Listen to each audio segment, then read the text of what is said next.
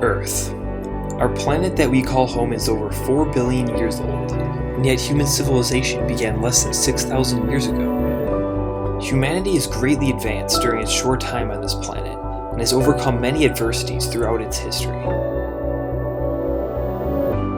However, our civilization now faces a global issue unlike anything we have ever seen before: climate change. This warming of the Earth's atmosphere due to greenhouse gases is currently altering climate patterns around the world, which has a profound impact on almost every aspect of life that we depend on. But what exactly is causing this issue? Is there anything that can be done to solve it?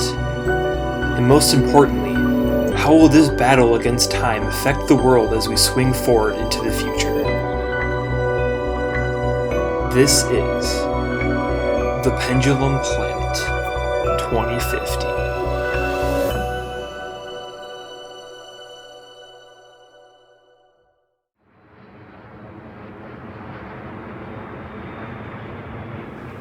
I don't think that you can talk about what the world's going to be like in 2050 and not talk about climate change. So it's not going to be the only thing, but it will impact almost everything else that's going on. In order to fully recognize these impacts, we must first understand what climate change is and learn how it functions in our world today. Climate change is a dramatic shift in the climate because of the buildup of greenhouse gases that human activity has been releasing. Early models were often referred to this as global warming.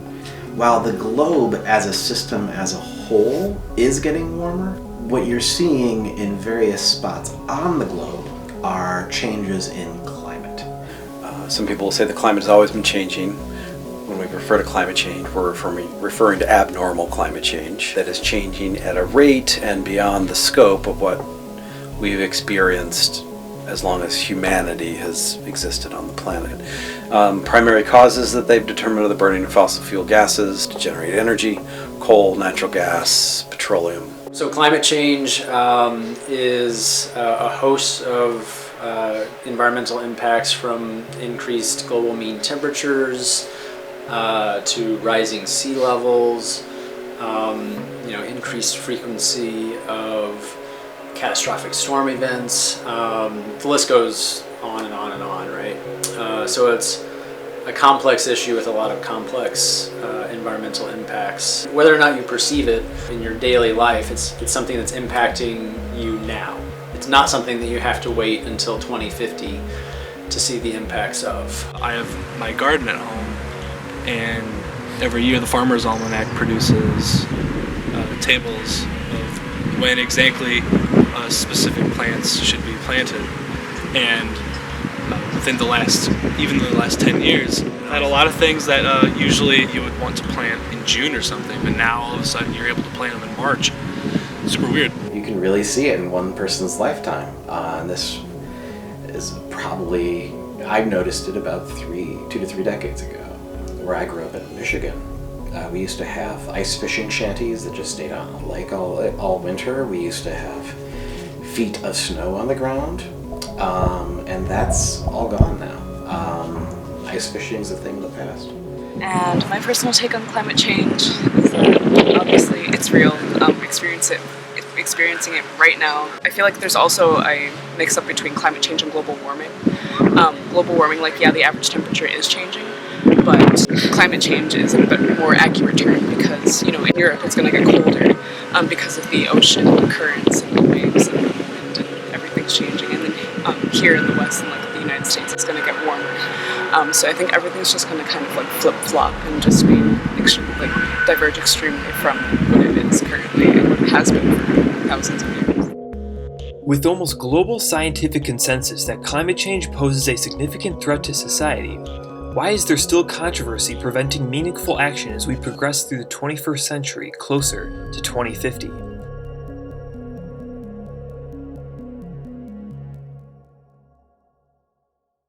97% of the scientists who wrote articles in peer-reviewed journals believe that human activity is the fundamental reason we are seeing climate change. You disagree with that?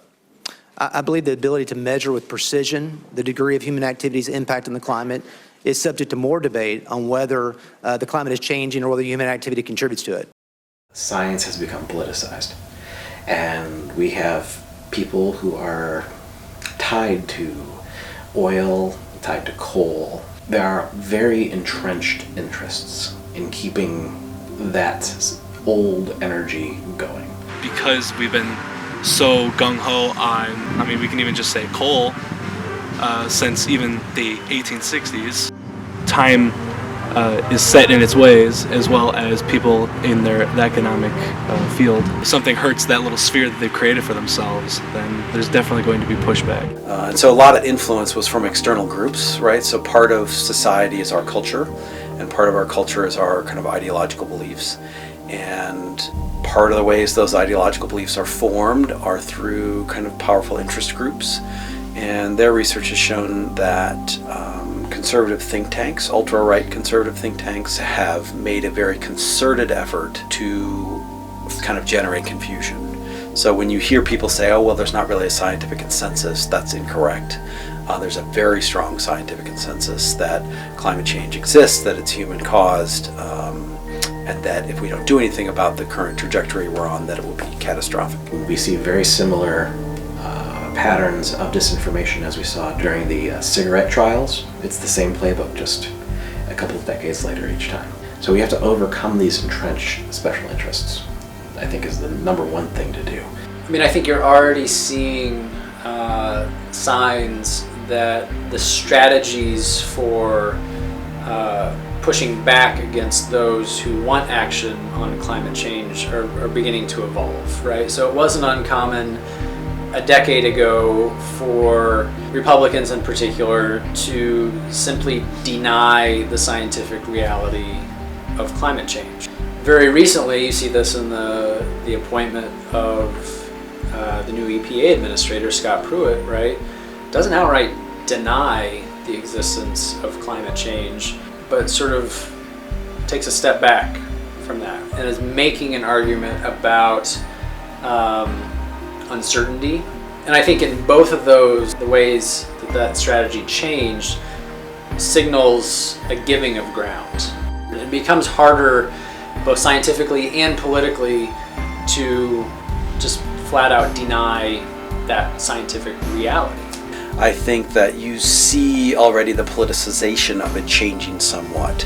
And I think eventually, by 2050, I think in the next 10 years even, and certainly by 2050, the Republican Party is going to have to come to terms with this, because the general public will eventually begin to feel the immediate impacts of this and want it addressed immediately. And I think the Republican Party is going to survive. They can't hold on to this. At some point, the weight of evidence becomes unignorable to people unless they are being paid to ignore it. We might see some good breakthroughs in the next decade or two, but we can't wait that long to start making transitions where we can. We don't have to go to 100% renewables today to save the planet. What we need to do is the best possible job that we can do today, given the economic and political structures that we have. A lot of other Western-style nations have been marching along with this path better than we have. All of Europe, for the most part, it has gotten rid of and put to bed this ridiculous climate change denial nonsense. I'm Amalia, I'm from Norway, and I'm a double major in politics and environmental studies. Everyone basically agrees that climate change is real. There's no such thing as gridlock in the government in Norway. I feel like it should be our top priority, but I understand that people maybe don't put it on the top list because there's a lot of when you have other issues affecting you and your family, it's probably easier to ignore environmental problems and focus on the other things that is more pressing to you. My name is Moyo, a finance and communications major from West Africa, Nigeria.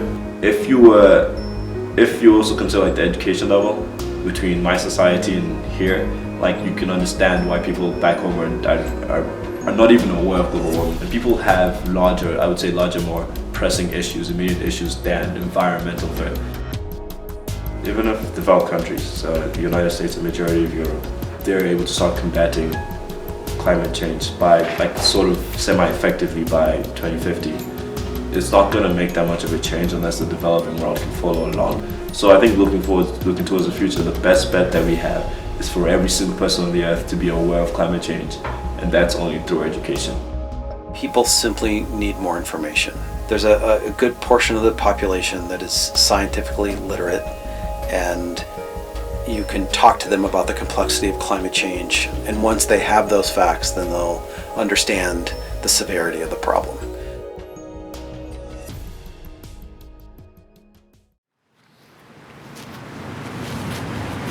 Alright, so I just wanted to record this day, which currently 66 degrees Fahrenheit and sunny, and it's in February, which is just really bizarre. It feels like summer, and yeah, I think it's important just to recognize that this is happening to us right now, and so we'll see what happens as time continues to move forward.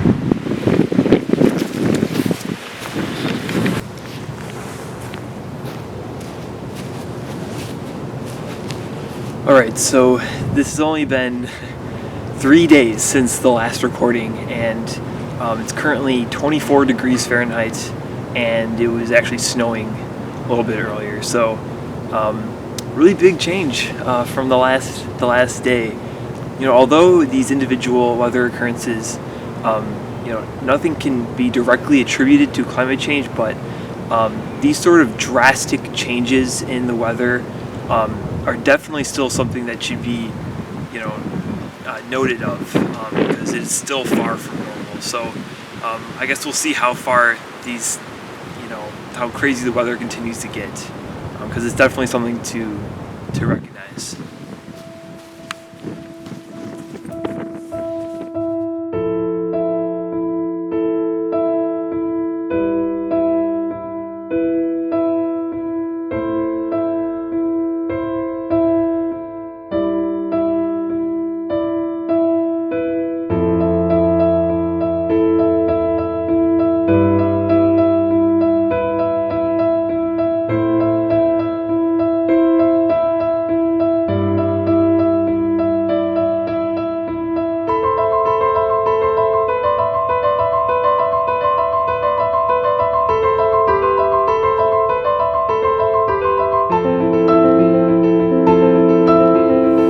In 2050, you're going to see sea level rise, so small island nations are going to just go under the water.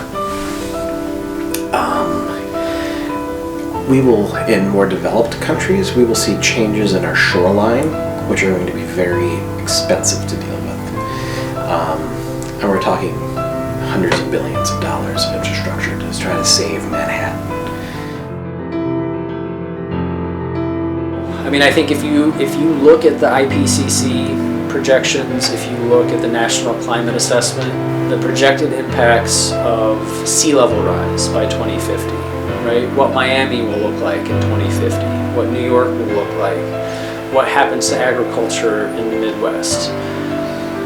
Obviously, there is a certain level of uncertainty built into those projections, but I think if you trust in the IPCC, I think the material environmental conditions on the ground are going to be too much to ignore. Now, the question is whether that will be too late to head off the worst of it. I have a daughter. I want her to grow up in a real habitable planet. And it scares me when I think about it. It's a real urgent issue and needs to be addressed. If I had to, sociologists don't really make predictions, but You could certainly argue that climate change could be increasingly disruptive in the sense of generating more refugees. For example, in Bangladesh, like the bottom third of the country is at sea level and millions of people live there. If that's gone, where are those people going to go? There's going to be pressure on larger cities that are not inundated by the seas in Bangladesh. There's going to be pressure on the surrounding countries to take those folks, and there's going to be pressure on countries that were the primary causes of climate change to help alleviate that problem. So I think that it will be the overarching kind of global political issue well into 2050.